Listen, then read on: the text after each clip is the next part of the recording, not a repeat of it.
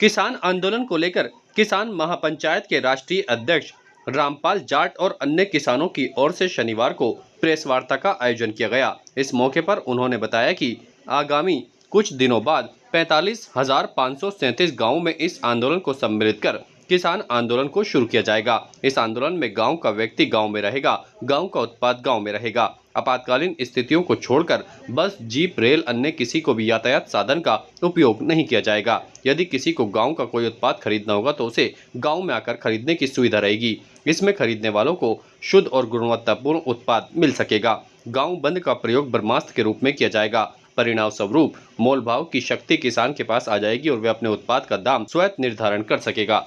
यानी कि सभी किसानों ने अब आंदोलन की शुरुआत की रूपरेखा बना ली है। उन्होंने कहा कि जिस तरह से उनके साथ कुठाराघात और धोखाधड़ी की जा रही है, उसको कतई बर्दाश्त नहीं किया जाएगा और जल्द ही किसान आंदोलन की शुरुआत कर दी जाएगी। न्यूनतम समर्थन था, है, रहेगा। और उससे भी आगे बढ़कर बोला, न्यूनतम समर्थन मूल्य मोदी की गारंटी है।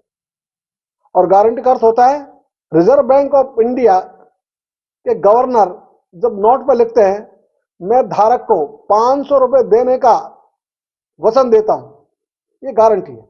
इसलिए कागज के टुकड़े से 500 रुपए का सामान हम खरीद सकते हैं, वो मूल्यवान हो गया कागज का टुकड़ा। तो प्रधानमंत्री की गारंटी फेल हो जाए, इसका हमें कष्ट है, क्योंकि वो व्यक्ति नहीं है, वो संस्था के प्रधान, हमारे देश के मुखिया है। तो उनकी गारंटी फेल नहीं होनी चाहिए।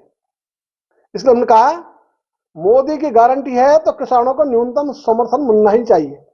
और आप तो सब अजमेर जिले से खूब लिख रहे हो, मूंग का न्यूनतम समर्थन मूल्य 8,682 रुपए और मूंग का किसान को दाम मिल रहा है 5,000 रुपए। एक क्विंटल में 3,500 से अधिक का घाटा।